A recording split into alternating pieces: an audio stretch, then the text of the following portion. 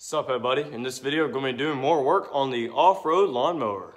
Alright, so one of the first things we're going to be doing is working on the front end, and this front end really is not as bad as I thought it was. I don't really have too much to complain about it. But we're going to be welding on some steering stops because the wheel goes way too far over like this. If you look on here, those little tabs like right there, those tabs right there that's in front of the tie rod, those are actually steering stops, but they still go a little bit far, but I don't really drive this mower off-road, obviously, because it's lowered. But on this one, it doesn't have any. So we're gonna weld on a bolt or something right there to make my steering stops. As you can see, when I'm spinning the steering wheel just goes way too far over, like this. Same thing on that side. Now the steering isn't bad either. I mean, this is on the ground. It's not bad. It still has a little bit of play, but I mean, it's lawnmower steering. Any lawnmower is going to have play in the steering. Also, I don't know if you can see it, but this axle does move quite a bit in here. Like a lot of side-to-side travel. On this mower, since I lowered it, I actually welded that in place. But since this is an off-road mower, I kind of want a little bit of give or a little bit of travel with this. So I'm just going to try to go through and tighten the living crap out of it.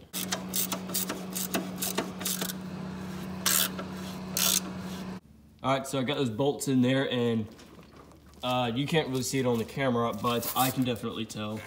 That has a lot more, sturdiness to it. Doesn't flat back and forth. Might not be able to move up and down as much, but I still want a little bit of give right there.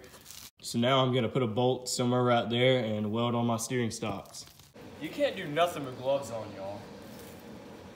Like, absolutely nothing.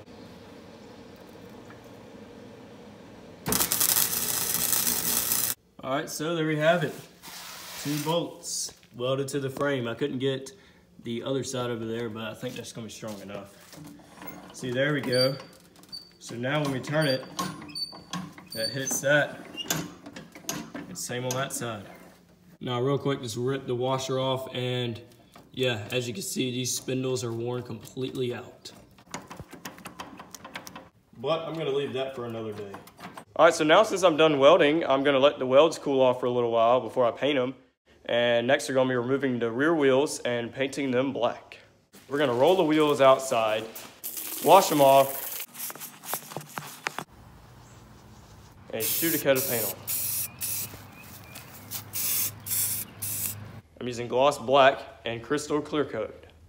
Then we're going to wait 2,000 years to let them dry, and then reinstall them back on the mower.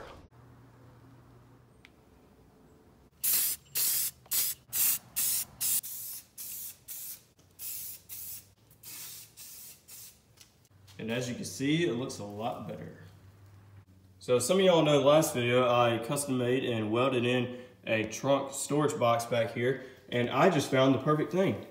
It's a little multi-tool, pliers, knife, 12-in-1 tool right here. No, I do not like the color. I got this in a Dirty Santa gift for Christmas for free $99. But anyway, that just goes in there. Put this little thing down. Just gonna kind of get tucked in there. This right here is another lawnmower that my granddaddy has, and it's the same style and class of mower as the off-road mower and the racing mower. As you can see, it has the same style of dash panel and everything. As you can see, it has a pretty massive engine. This one's actually a 20-horse V-twin, but after seeing that thing back there, I'm thinking about turning this right here into like a boom pole and make something in the back. I don't know, but we'll see. Same sort of transaxle, 6-speed. He mainly uses this thing for, tilling up the garden right now. Unfortunately, we're not going to do anything with this mower because it's not mine, but I kind of wanted to point out what I can use the deck lever right there for. This thing does have some pretty small tires. The front tires look about the same size, but these say 18, but they look smaller than 18. I don't know what happened to the deck on that mower, but he took it out so that way he can just use it as a plow.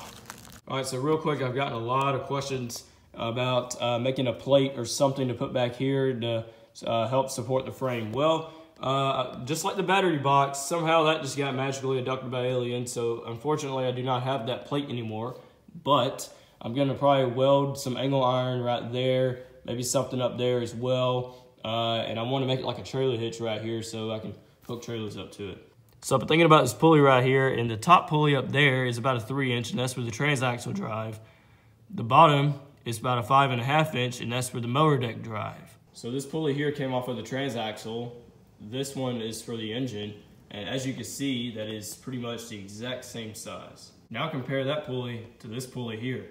This should make a pretty big difference.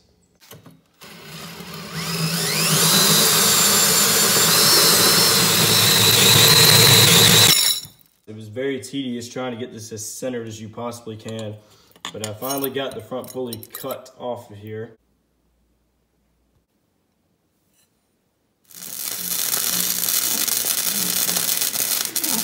So there we go, my glorious looking welds there. I'm not a professional welder, I am a self-taught welder, but it should be pretty strong enough. I'm also gonna weld the other side as well.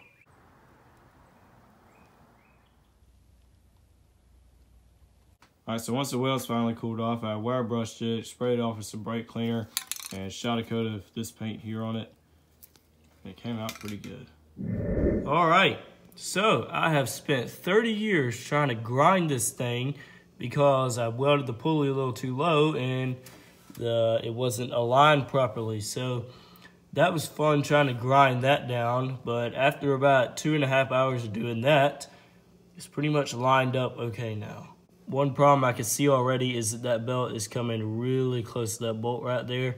And I did push the clutch in, and that pulley does not interfere with that, which is good. This is an 87-inch belt with the clutch out, and probably looks like I'm gonna get like a 90, 91 inch, something like that, I'm guessing. So what I'm now going to do is weld on some kind of post right here and drill a small hole in the hood. So when I set the hood down, I could put a cotter pin, or not a cotter pin, hitch pin or something like that through it to keep the hood down, because even just kind of lightly driving it around, that gets annoying.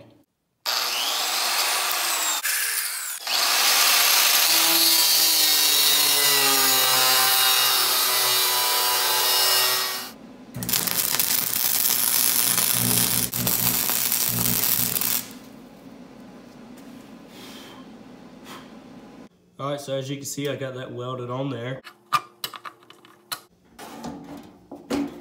I push the hood down and the pin just slides right through, and yeah, that doesn't make any shaking noises whatsoever. Sorry if I sound a little bit weird today, but I have a sore throat, runny nose, and a headache, but I am working on this mower anyway. Alright, so to find out what belt length I needed, I put this old longer belt on there, and I zip tied the excess out of it. So now when I take it to the store, when I put it in the belt thing, I can see what belt I need.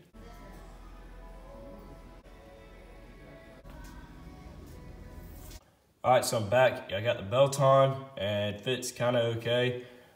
This is the original mower deck drive belt retainer, and I just kind of bolted in right there, bent this out a little bit, and that seems to work fine. And for the front, I put this long bolt in there and bent it a little bit, and that works good as well.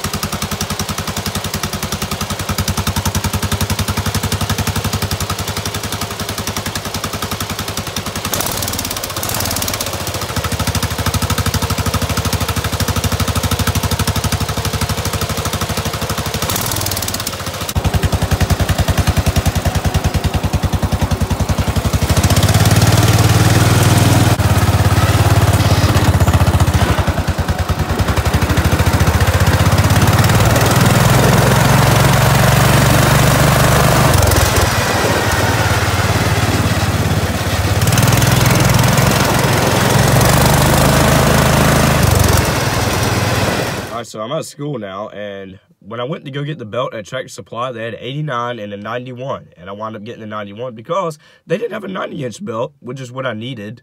So I went by the hardware store. I got a 4-inch pulley. The one currently on the transaxle is a 3, so that should take up plenty enough belt slack. And yeah, I kind of wanted the bigger pulley on the rear end anyway, give it more belt friction, so let's go put it on. And I'm still sick, by the way. So if I wanted a 90-inch belt, I just go 1 inch larger on the pulley.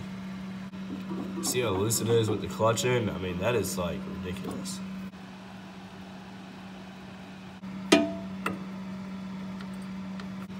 This does not want to go on here.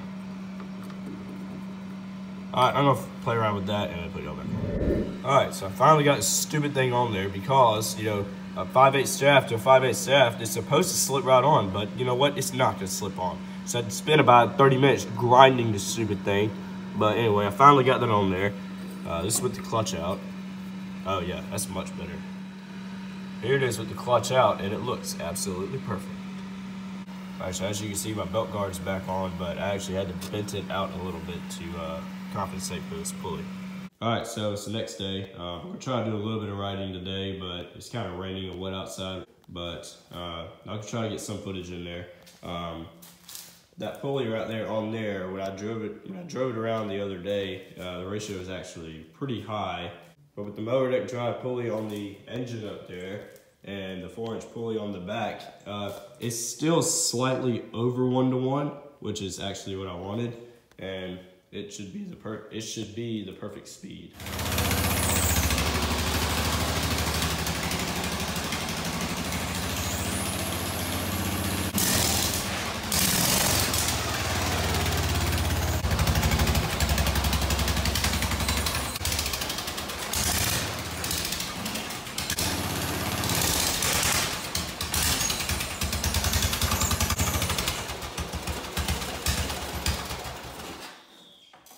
Stupid things out of gas.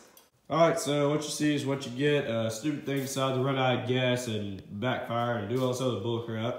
But yeah, it's right there. I got to get to work with cleaning this whole garage up because this all started when I decided to swap the twin on the racing mower. But that was a good modification, so I'm going to call the video off here. I'm going to get this crap cleaned up, and I'll see you on the next one.